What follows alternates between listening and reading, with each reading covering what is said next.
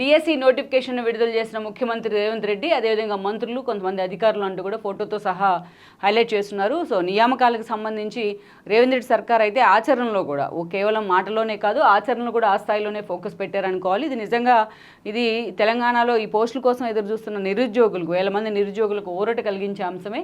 DSC notification నిన్న అఫిషియల్గా release అయింది రేవంత్ రెడ్డి చేతుల మీదుగా. ఇక్కడ చూసినట్లయితే మంత్రులు కూడా ఈ కార్యక్రమంలో పాల్గొన్నారు. కోమటిరెడ్డి లాంటి వాళ్ళు, అదేవిధంగా దేవసేన విద్యాశాఖ కమిషనర్ దేవసేన, అదేవిధంగా ప్రభుత్వ విప్ బీర్లా ఐలయ్య, విద్యాశాఖ ముఖ్య కార్యదర్శి బుర్రా వెంకటేశం అందరూ కూడా పాల్గొన్నారు. ఈ అంశాన్ని ప్రధానంగా వాళ్ళ ఫోటోతో సహా హైలైట్ చేస్తున్నారు. ఇక 4 నుంచి దరఖాస్తులు 11,062 పోస్టులతో మెగా డిఎస్సి అంటూ కూడా మనం చూస్తున్నాం. ప్రతిరోజు కూడా డిఎస్సికి సంబంధించి వార్తను ఎప్పుడైతే మెగా డిఎస్సి ఇవ్వబోతున్నామంటూ కూడా రేవంత్ రెడ్డి ఒక 1 వీక్ బ్యాక్ ఒక కీలక ప్రకటన చేస్తున్నారు. తన ఏదైతే కోస్గిలో ఆయన తన సొంత నియోజకవర్గంలో పలు డెవలప్మెంట్ కార్యక్రమాల్లో పాల్గొన్నారు.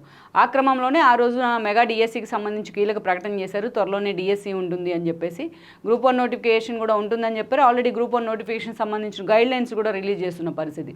ఇక అదే సమయంలో దానికి పోటీగా ఈ రోజున మెగా డిఎస్సిని కూడా రిలీజ్ చేస్తున్నారు. 11,062 పోస్టులతోని ఈ నోటిఫికేషన్ వెలువడింది.